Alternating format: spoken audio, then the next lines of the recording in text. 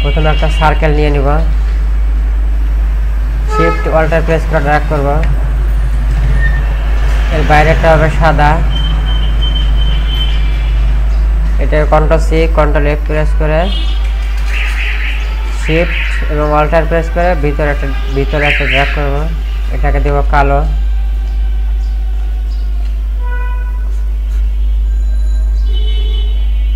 এটাকে আবার shift control C control F forward paste করলাম, কপি করে ফরওয়ার্ড পেস্ট করলাম, এটাকে ভিতর দিকে একটা ড্র্যাগ করব,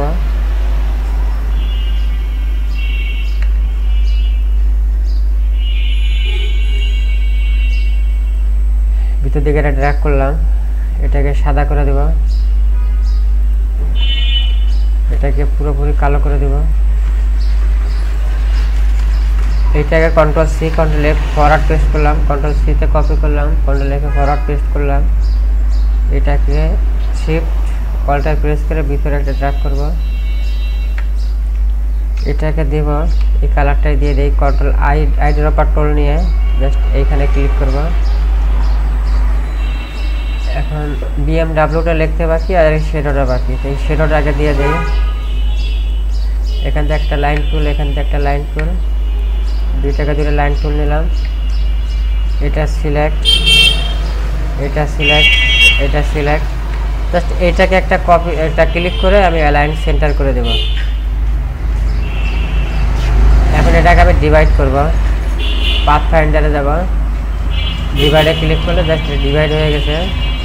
আমি এটাকে আনগ্রুপ করে এটা একটা ডিলেট, এটা একটা ডিলেট, মোটামুটি দেখতে পাচ্ছি পুরোটাই কমপ্লিট। এখন শুধু বিএমডাব্লিউটা রেখে আমার কাজ শেষ। এখন বিএমডাব্লিউটা লেখার জন্য আমার আর একটা সার্কেল নিতে হবে,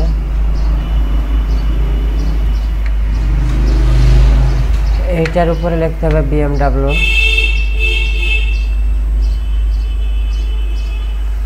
বিএমডাব্লিউ,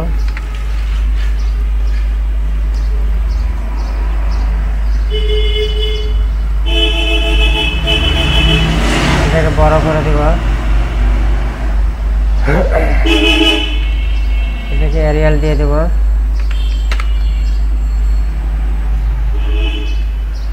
এরিয়াল বোল্ড দিয়ে দেব, আরো বড় করব। এখন স্পেসটা বাড়াই দিব, এখানে 300 দিয়ে দেই, 400,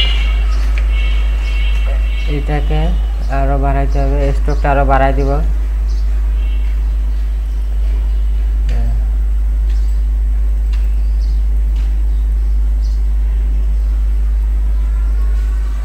এটাকে একটু ঘুরাই দিব,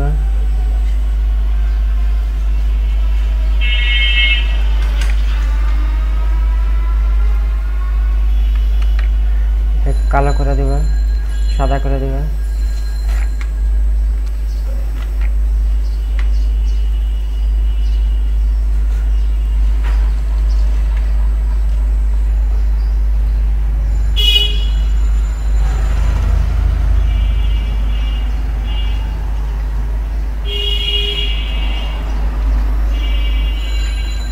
আশা করছি বুঝতে পারছেন।